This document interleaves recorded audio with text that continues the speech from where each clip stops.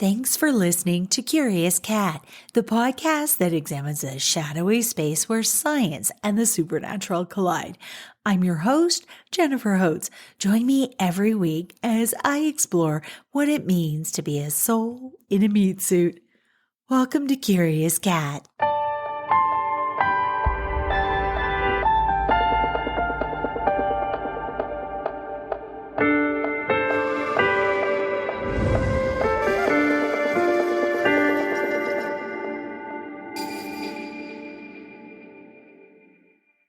Each year, I treat myself to a tarot reading with my friend Karen Rontowski. It's kind of a birthday present to myself. And for me, it's the perfect way to look back at the year that's been, be present in the now, and then to look ahead to the year that's to come. This year was no different because as the months have unfolded since that reading, her insights continue to ripple. One key bit explained my sense of never fitting in with anything, any group, any place my entire life. That was when the cards and Karen said, "You are a bridge." She explained, "I'm a bridge between all things, the dualities, life and death, political parties, waking state and sleeping state, light and dark, day and night." You could go on and on, right? She said that I can see all sides. I can literally put myself in those shoes and feel them. And yet I stand apart and I can create a bridge of understanding between the two factions or ways of being. No wonder I've never felt in my whole life like I fit in. I'm a bridge. So the last months of 2024 and into 2025, I am understanding that being a bridge is kind of isolating. I have to lead with empathy. It's a way of feeling into the places where those two extremes intersect. And now more than ever, I think the collective needs to harness the magic in those in-between spaces, lean on the healing that lies there and that peace, and let that love power factory jet us to a better tomorrow. This isn't fake toxic positivity I'm speaking of here, which is very personal to me. I had to work through that part of my shadow in the last 5 years to get to this place. This is finding common ground and reminding us that we have more in common than we don't, especially when the outlets with the widest reach or the biggest megaphones are screaming at us that we don't. They're gaslighting us. The bridge is something I speak of in my show intro, right? It's the soul of this podcast, to look at where science and the supernatural collide, to stare into the space where a soul and a human body join together to create something greater than 1 + 1 is 2. You know what I'm talking about? For the coming weeks, I'm diving headfirst into those spaces, from life and death, good and bad, angels and demons, earth, air, fire, and water, and every other duality. They are coming under the microscope so we can all understand and harness the magic there. Let's get into it.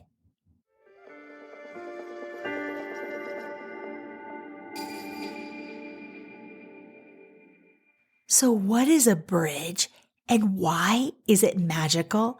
Let's explore the basics first.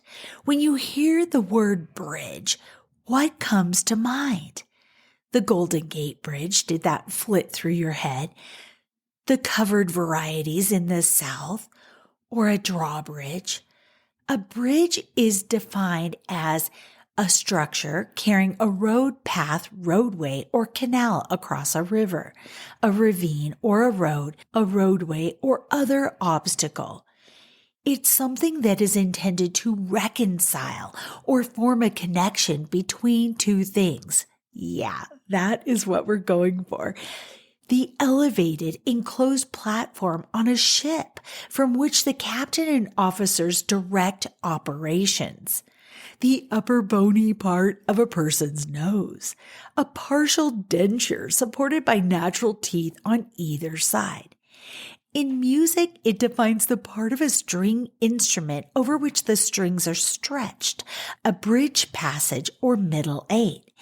In pool, a bridge is the support formed by the hand for the forward part of a billiard cue. Bridge is also a card game popular especially with seniors. A bridge is also an electric circuit with two branches across which a detector or load is connected, used to measure resistance or other property by equalizing the potential across the two ends of a detector or to rectify an alternating voltage or current. We get inklings of the magic that lies in between, in that gray area, through phrases like, it's the journey, not the destination, right? This is the juicy playground where Curious Cat is gonna dwell for weeks to come. Awake, asleep, dead, alive, female, male, black, white, dog, cat, left, right, crown chakra, root chakra, gold, lead, day, night, obsidian, clear quartz, water, air, earth, fire, physical, spiritual, dream, wake states, sun, moon, whose intersection is observed as an eclipse, by the way, which is happening today. I could go on and on, but I know you get the idea. I know you feel it because it's part of our DNA, I feel like. What I've been realizing as I've begun to pay attention to these pearly gray areas is they are the medicine, and that empathy is the key to unlocking that dang medicine cabinet, seeing both sides or extremes or positions or properties and finding that luscious middle. Therein lies the secret sauce we need to mine to create the new economy, the new earth, the new reality, the new compassion forward, love focused, empathetic way forward for ourselves, and then let the ripples just extend out to our communities. Is there any better place to begin this bridge conversation than with the elements of earth, air, fire, and water, known as the classical elements of old? Who gave us this concept first? Okay, the answer is enigmatic, but here's what I found out. Western chemistry grew up around alchemical ideas of earth, air, fire, and water. They're called the Aristotelian elements, but they originated with a much earlier thinker, the Sicilian aristocrat and Greek philosopher Empedocles of Agrigos in 450 BC. Not many of Empedocles' writings have survived, and a large mythology now hovers over his person. The fifth element, by the way, I want to mention, refers to what we know as the ether, a special unknown substance that permeated the celestial sphere and was purer than any of the four terrestrial elements. I would say lighter, not pure, right? Less dense. The notion of a fifth element was broached by Plato and later written about by Aristotle, but neither philosopher used the term. I found an incredible and comprehensive story of the four elements from moonletter.uk. It was written by Ben Belinsky. Please click on the link in the show notes to read his article and see the images that he provides as a companion. The whole thing is incredible. Belinsky writes, the story of the four elements, fire, earth, air, and water, goes back to ancient Greece, where philosophers were speculating about the nature of the physical world. These four elements later became associated with the four humors of classical medicine. Then their spiritual dimension was described in the 16th century by philosopher and astrologer Paracelsus, who spoke of the elementals. And in the 20th century, psychologist C.G. Jung related the four elements to the four functions of the human psyche.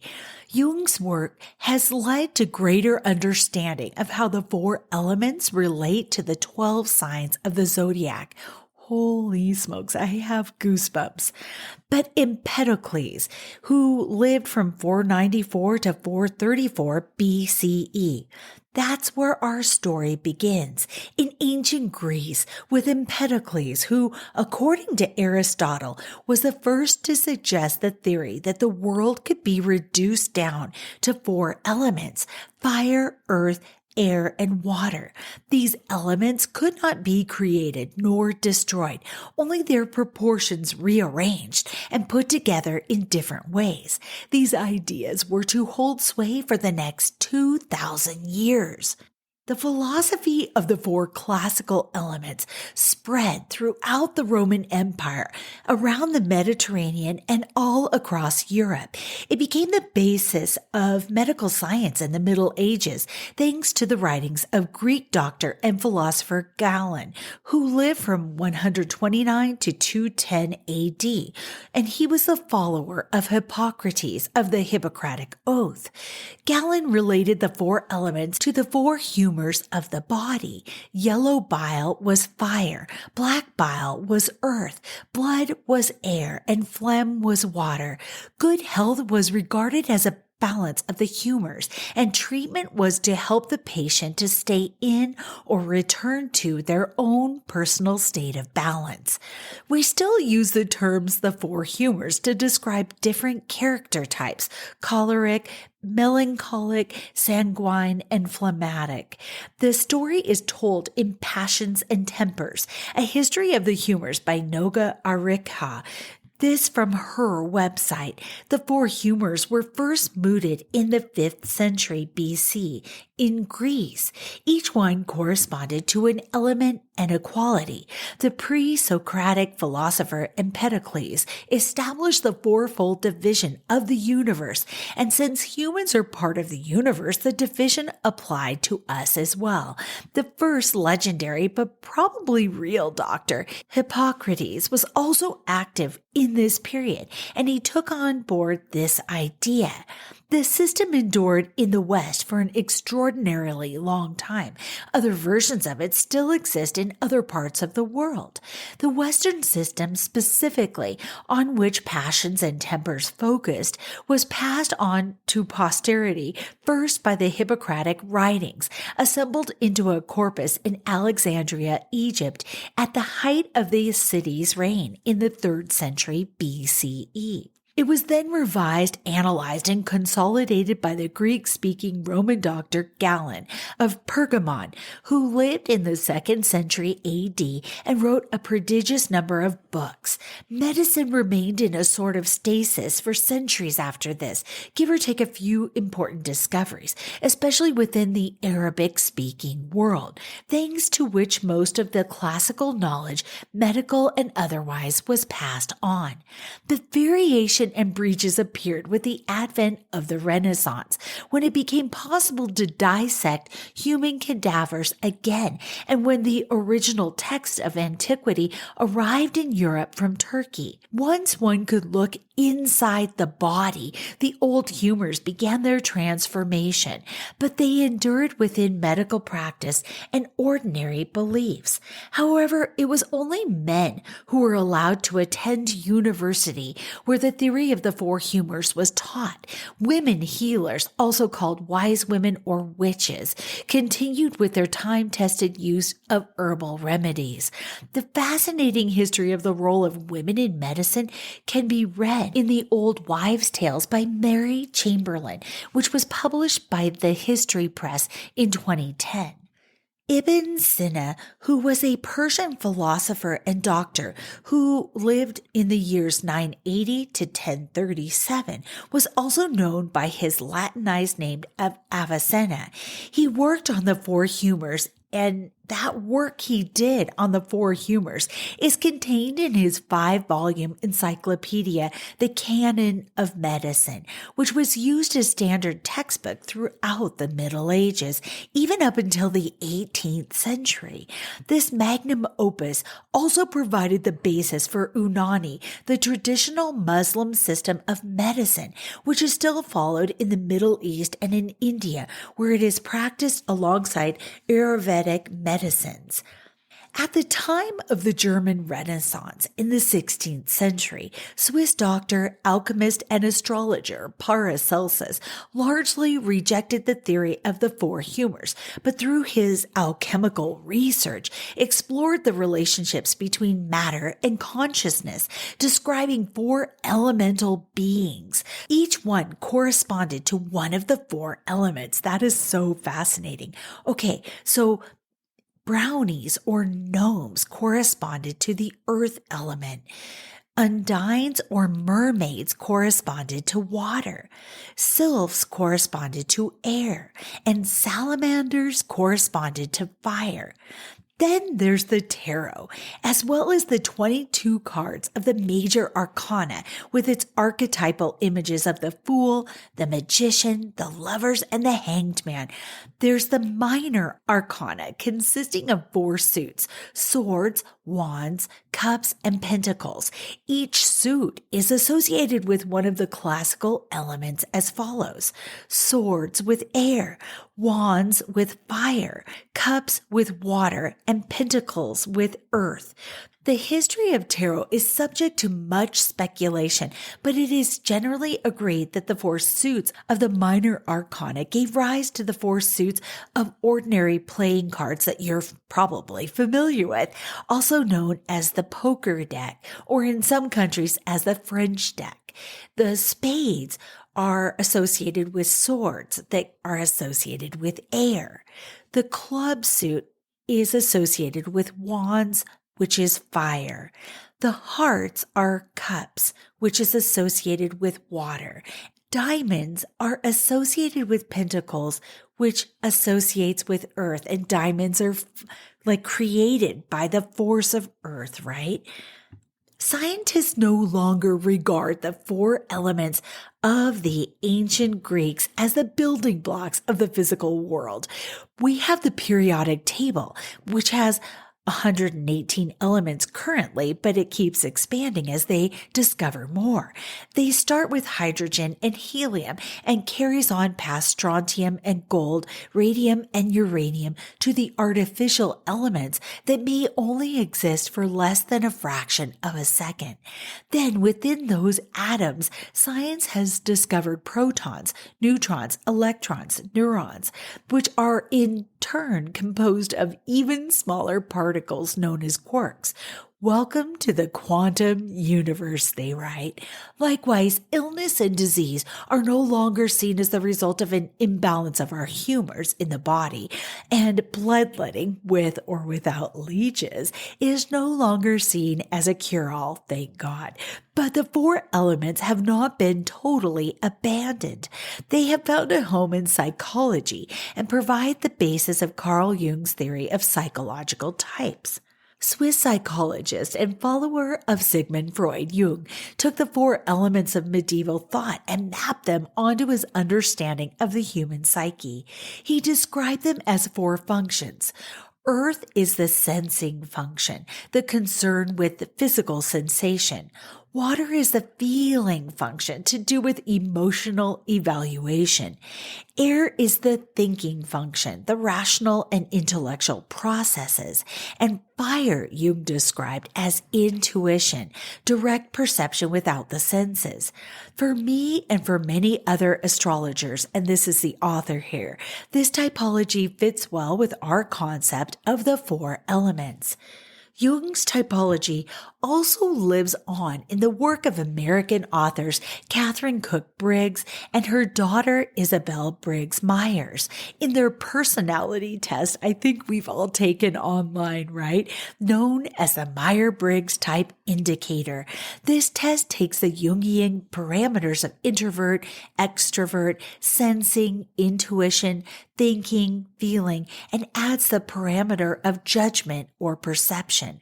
The four elements live on in this modern, widely used personality test that categorizes people as belonging to 16 unique types according to the above criteria.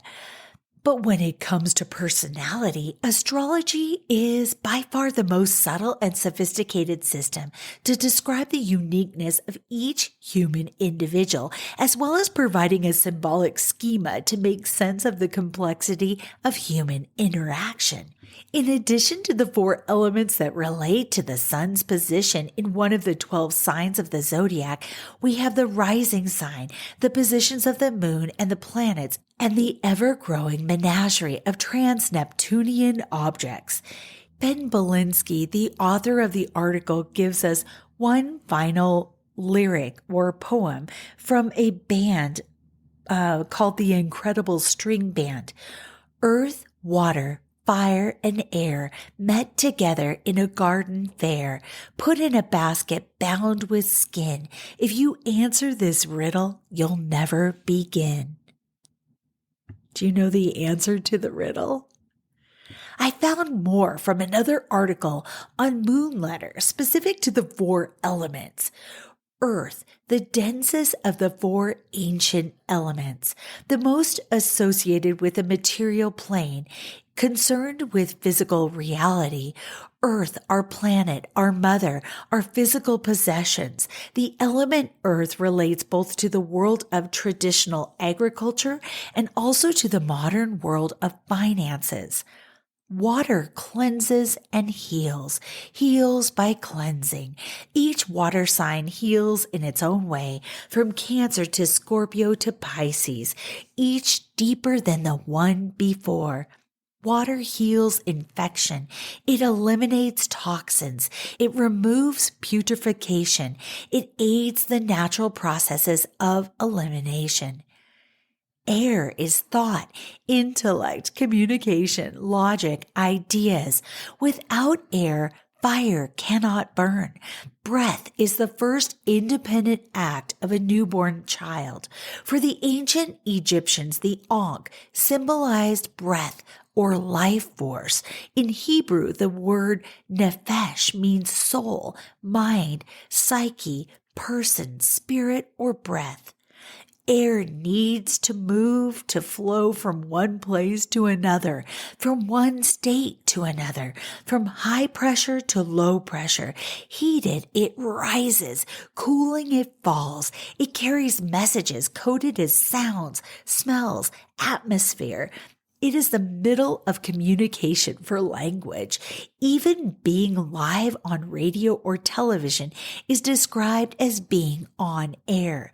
The airwaves, so-called, are in fact electromagnetic, but we call them airwaves for want of a better name. But air is more than a medium for trivial chatter. It is logic, organized thought, the construction of a philosophical or legal argument, the abstract principles according to which we conduct relationships and resolve disputes. Air is what Cooper is pushing out right now as he snores at my feet while I'm on air. Fire is the cauldron, the crucible of experience in which we are transformed.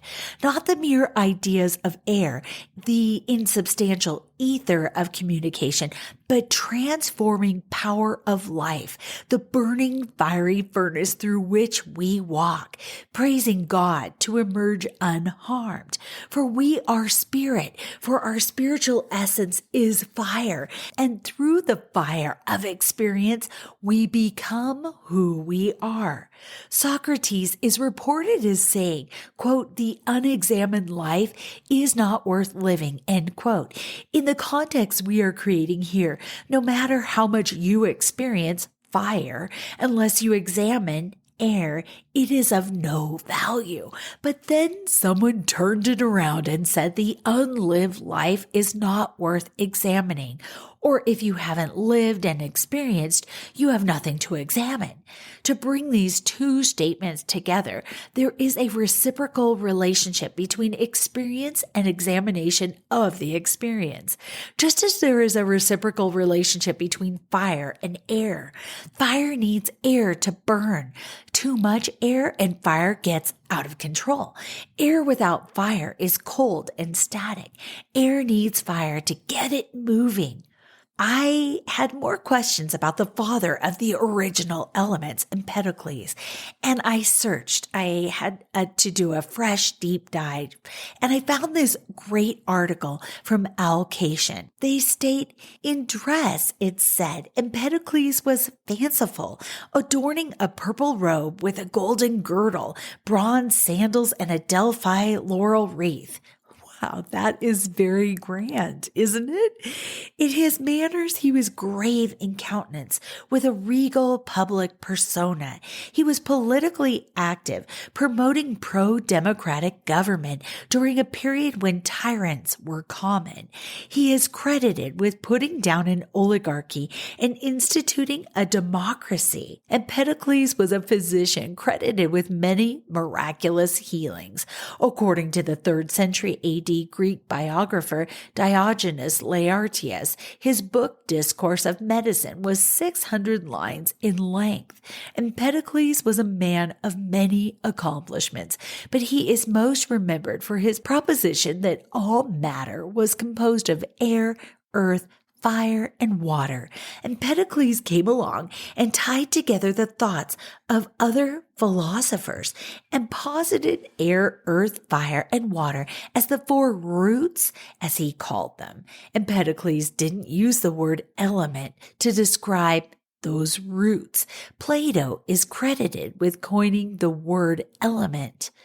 Laertius described Empedocles' doctrine of the physical world as, quote, his doctrines were as follows, that there are 4 elements, fire, water, earth, and air, besides friendship, by which these are unified, and strife, by which they are separated.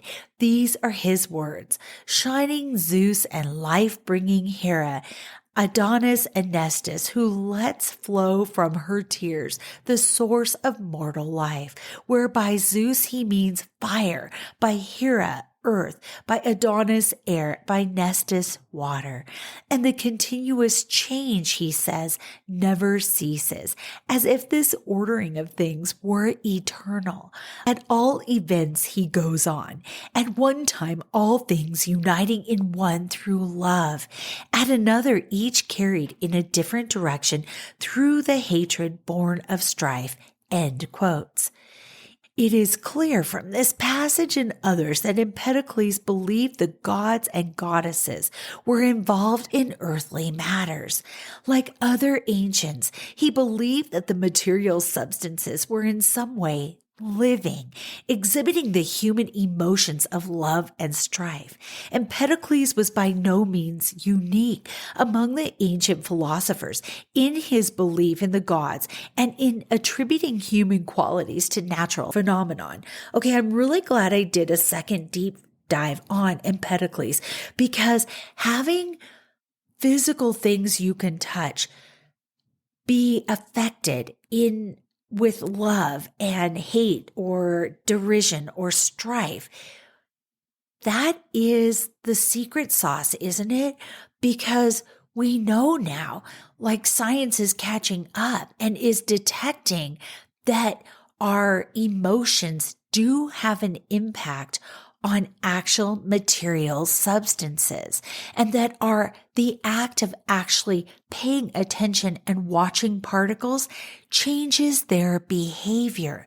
So we literally are casting ripples or adding light to cells by what we feel, what we put out there, right? It's just amazing. It changes that dynamic between the material and the ethereal. An example that comes to mind for me is fire and air. Too much air and a fire, which if contained can cook food or provide heat and comfort. But too much air whips into a fierce wind and those hot embers spread out of control, igniting entire forests, leaving death and destruction in its wake. Love aspect of fire and air. Well, that would be the fire pit, the hearth, with just the right amount of air to nourish the warming flames, right? Let's dive into other correspondences of the elements. In an article I found from Cassie Yule's blog, she describes the history of the classical elements in world history and describes those relationships between elementals, stating that each one has a light and a shadow self. Cassie Yule writes, each element has a unique essence, which carries both positive and shadow attributes.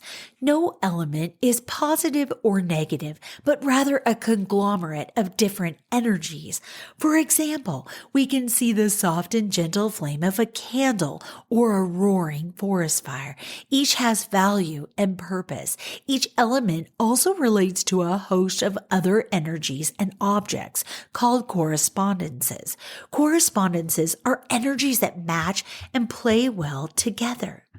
Once you understand how the four elements relate to other energies, it creates a strong foundation for understanding magical correspondences on a broader level. Explore an in-depth exploration of the four directions and elements by journeying to them. Let's go through each element and discuss some of the most common meanings and correspondence for them.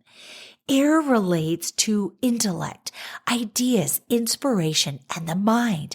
It corresponds with the east, the color yellow, the suit of swords in the tarot, the throat and heart space, wind, sound, smoke, smells, feathers, birds, and unseeable forces that influence our minds. In astrology, the three air signs are Gemini, Libra, and Aquarius. Fire relates to transformation, action, power, and the ego.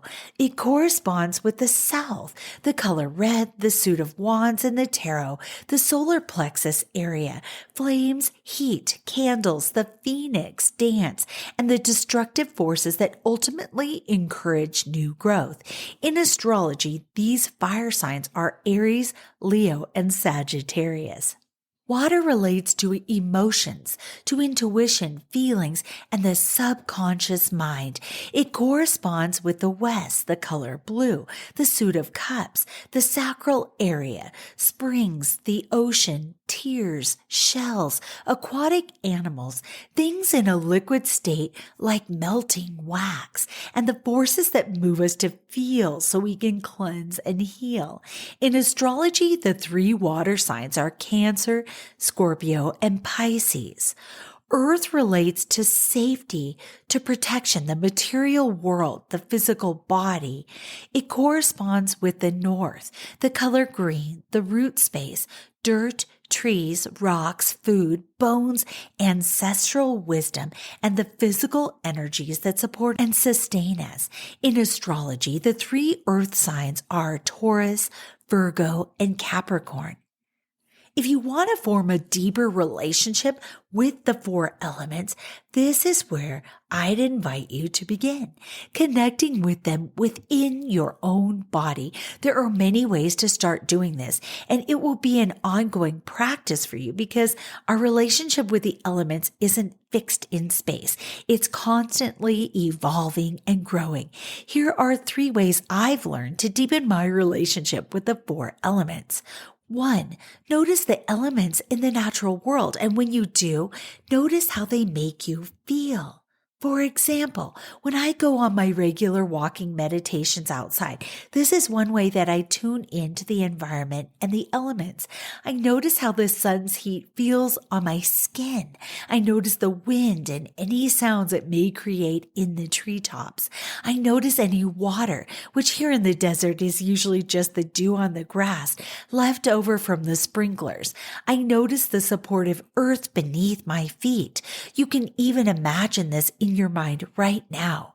What feelings come up within you when you think about a stream versus a fire? Each brings a different energy that is palpable within my mind's eye. Number 2, notice how the 4 elements come up within your physical body. When you experience different sensations in your body, can you associate them with a different element? For example, I'm someone who becomes ungrounded and anxious easily. I know what anxiety and dysregulation in my nervous system feels like. My mind races. I get a tingling sensation in my neck. My hands and feet sometimes get tingly, and my breath becomes shorter and moves to the chest area tight. These sensations can come up due to an event outside of me or me merely not making time to care for my body, mind, and spirit. For me, I recognize this as an overabundance of air. Air corresponds with the thinking mind, the intellect, and ideas. When I'm stuck in my head and it's literally pulling me out of my body, I know I need to ground and bring in more earth. If I find myself in this place, I make sure to do things that bring in more of the earth element, like getting outside and feeling the support of the earth below my feet. Or perhaps I meditate and visualize a connection to the earth. This is why my regular walking meditation practice is so imperative to me. Of course, this is not a cure-all, nor an excuse to not seek out professional help. I've also relied on therapy and medication sometimes for my anxiety at different times in life, but I find that a daily practice such as this helps support me in other ways. Can you bring to mind some common emotions or sensations in your body? Perhaps you lean towards too much earth or often feel sluggish, tired, or heavy, or actually in the gut system, constipated, or too much water and you find yourself overly emotional and often in a puddle of tears. And again, how does that respond to your GI tract? I just have to add. Or too much fire, which could feel like a need to be forceful or constantly doing. As I mentioned, each element is neither good nor bad. They each have both positive and shadow sides to work with and recognize. It's in finding a balance between them that we can move towards more equilibrium. I love her use of the word equilibrium in that. Number 3, she writes, there are also ways to work with the elements on an energetic level. This is great if you don't have access to elements you want to work with or do some healing work during meditation or journeying. I rely heavily on the 4 elements while working alongside clients for energy work. I see each element as an ally or a helping spirit to aid in giving each client what they need for healing. Of course, there are so many ways to do this for yourself as well. Here are some ways that I've learned over the years to work with each element energetically. For earth, one of my favorite grounding techniques is to imagine that a beam of energy or even a root is coming from the base of your spine and connecting with the energy of the earth. You can do this outside for extra potent earth energy. In energy work, I will often pull in earth and mud energetically within my altered state of performing energy work to place on top of people if their energy feels dysregulated or buzzy. Okay, I have to interject right here. When you get a bee sting, right, they recommend that you take mud and put it on that bee sting because it pulls out the poisons or the toxins in the sting. It reduces inflammation. So earth with a little bit of water pulls out the toxins from a sting, which feels very much like fire energy, doesn't it? For air, I visualize air blowing around me and through my body. When performing energy work, I will sometimes blow air into certain parts of the body to clear or bring in more air. I also work with feathers similarly. For water, I love to visit and visualize sacred springs and work with the water for healing for myself or with clients. Spring waters are one of the most common tools next to earth that I pour into parts of people's bodies to bring cleansing and healing. Again, it's about pouring that water in and flushing out the toxins or getting movement going where there's stagnation. For fire, she says, I love dance, either physically or even visualizing it. I'll imagine certain issues or things being burned up within me. I'm cautious with fire for energy work as it's so intense. So it's something I don't often use unless someone is very low energy. I encourage you to explore your relationship with each element through meditation or journey work to find ways to work with them that work for you. Cassie Uhl continues, and be sure to check out her blog and book on her website, which I have links to in the show notes. She shares objects that connect us directly to elements. Air objects are feathers, images, or sculptures of birds or flying insects, smoke, fans, herbs, plants that blow in the wind, any cards from the suit of swords and the tarot, the color yellow, labradorite, amethyst, musical instruments like singing bowls, chimes, rattles, drums. For fire, she recommends candles, burning charcoal, burning herbs, incense, lava rocks, obsidian, yellow jasper, any cards from the suit of wands and the tarot, a wand, a physical wand, phallic symbols, or images of the god. I think of obelisks, right? Water objects can be actual water, shells, images or sculptures of any aquatic animals, mermaids, opal, moonstone, aquamarine, any cards from the suit of cups in the tarot, chalices, cauldrons, symbols of the goddess or the archangel Gabriel, right? What she recommends to get in touch with earth, the objects, stones, wood, plant material, living plants, herbs, symbols or sculptures of trees, petrified wood, the green man, Gaia, or any earth god or goddess in your practice. Uriel, she says any card from the suit of pentacles in the tarot, money or different metals. She goes on to share that some unique items can serve as all 4 or 5 of the elements if we add the ether, right? Smoke cleansing with a shell or chalice-shaped bowl can serve as a representation of all 4 elements. No wonder it's an alabaster shell that I use with my sage and Palo Santo. The shell or chalice shape represents water. The plant material represents earth. The burning herbs represent fire, and the smoke represents air. Candles are another one, she says. The flame represents fire. The smoke represents air. The wick represents earth, and the melting wax represents water. I'm sure there are others that I'm not aware of or familiar with, she says. I just love her articles, and please check out her blog. She's got so much there, and she has beautiful art as well for the different elements that really ripples through my soul. I wonder if it does for you. Using the 4 elements, we can look at our life and world as a place in divine balance. And when acts of nature happen, like a storm or fire or drought, we can see better that imbalance for what it is. The same is true about our inner world. After a sedentary winter, I carry more weight than my body really likes to hold, which comes with headaches and poor sleep. I look to nature, to the greening of the land, to the sunshine, and to the increased activity of nature out there. I eat more like a bunny in my yard, salads and roasted vegetables, and I drink more water. I walk longer.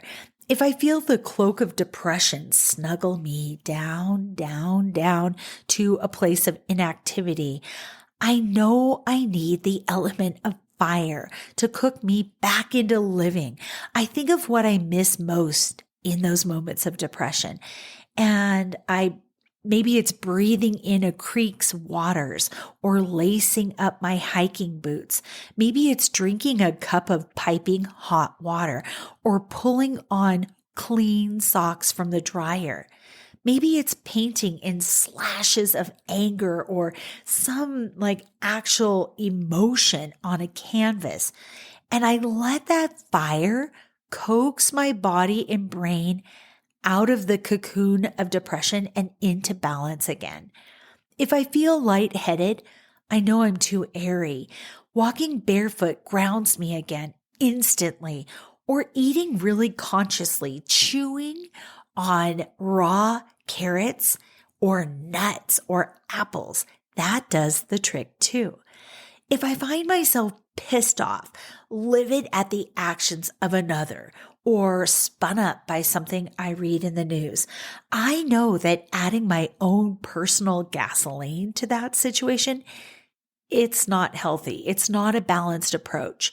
Instead, I think of the element opposite of fire, which is earth, and I settle into a seat on the floor alone, and I hold space for my fiery emotions until they cool off, the embers cool off. If I notice my belly bubbling with worry, my mind riddled with anxious feelings, and I am a chronic worrier. I used to be chronically in anxiety until I started unpacking that. And now I can actually catch myself. But in those moments, I know that the fire and the water in me are just roiling, boiling to the point of explosion. When I catch myself, I harness earth and air through sitting on the ground and breathing with intention to cool off, to slow the thinking of my monkey mind. Then I trap those ideas with pen and paper. What am I worried about? What can I do about it right now? And then I take action. If there's nothing I can do, I say that. I have to say it out loud. This is not mine. There's nothing I can do about this. I even wake up from nightmares and I say, that is not my reality. Then I ask for help. I ask for help from my angels, my ancestors, dragons, and light spirits to release that. I'm going to interrupt myself because I had this nightmare last night, and it was half of the people were walking around without name tags, and I was one of those people. The other half of people were walking around with these beautiful little name tags and their name and their position on them. And they were micromanaging everything that the rest of us were doing. And they told me I had to take a knife and stab someone. And I remember transforming in my dream that knife to one of those prank knives where the blade goes into the hilt over and over that they used to use in movies or whatever. And I tricked them and I did that. And this little girl with the name tag and the position said, I see that you're not hurting this actual person. And I just refused to. And I woke up and it just felt like we are on the cusp as a human collective. There's the people bossing us, gaslighting us into behaving in a bad way, a way that goes against our very souls. And we are at a tipping point. It only takes one more soul, one more human to wake up and lead with empathy to say, we're actually the majority and we're not doing that reality anymore. That really resonates with me right now. And it relates to the elements and listening to your own elemental balance within. I have to say, going on to the rest of the elements and what they personally feel like when they're imbalanced in me, there's some ugly stuff. I got to tell you, if I catch myself being selfish, miserly with my time or my resources, I know I need to put water energy back into myself. It's like I've literally built my boundaries up to be giant concrete dikes that are keeping everything out. Every emotion of the collective, it's too protective. I need to think about why I'm holding my stuff in my clenched fists. And often it comes back to fear of being abandoned or being alone, left with not enough to survive. And with that water emotion usually comes up tears and then understanding. Those moments of clarity, those moments with my watery emotions, they help me balance out again. They recalibrate me. They help me release my tight grip on my stuff. And I find myself being back to normal, where I see people in need and I secretly do things to try to help their path, lighten their load. I hope you've enjoyed this conversation, the information, and my candid spilling of my stuff, ugly, pretty, and everything in between. Let me know about your experience with the elements, imbalanced or in perfect balance. You can click on the link at the very top of the show notes, and it sends you directly to the email of the show. Until next week, stay curious. I love you.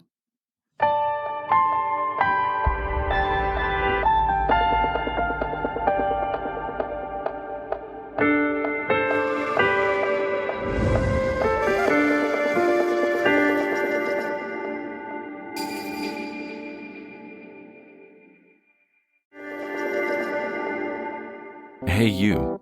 Yes, you. Are you looking for a new podcast that appeals to your scientific curiosity, but is also a little bit spooky?